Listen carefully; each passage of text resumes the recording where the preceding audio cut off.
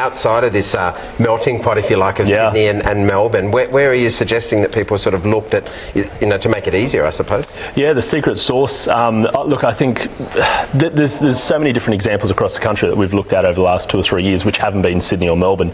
To give an example, I got a phone with a client of ours yesterday. We were going through some data for a property, in particular in Hobart, which we were looking at buying for a client a while back. We didn't end up buying, but whilst we were going through some data, we actually found that a previous property we bought for a client about 2 years ago was on the market for sale. I didn't know it was on the market for sale until I actually gave him a call and said, hey, you're selling your property? He's like, I sold it.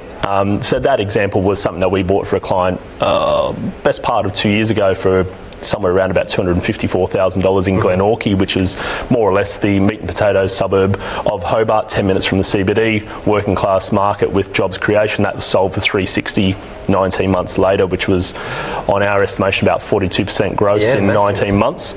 In the same time where Sydney, if you did the same math, was about flat, if not probably off by about 2 or 3%, and there's no shortage of other markets in and around that market. Parts of the Brisbane market, even parts of the Sunshine Coast market down towards parts of the Tweed and Gold Coast markets, which have probably not necessarily shown 42% in 18 months, because truth be told, if I knew it was going to do that, I would have bought every single one I could afford at the time. I don't think anyone would. But I think for us it comes down to that particular property had around about 6% yield when it was purchased, so it was more or less cash flow neutral from the outset. So there's markets in, I guess, parts of Tasmania, there's markets in parts of Brisbane, and also probably a little bit further reaching up towards an hour, hour and a half north of Brisbane, hour to an hour and a half south of Brisbane, that we see some really good opportunities.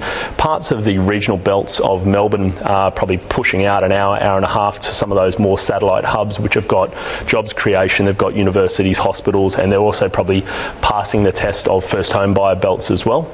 They're doing quite well, and the cash flows are actually still really good in those markets.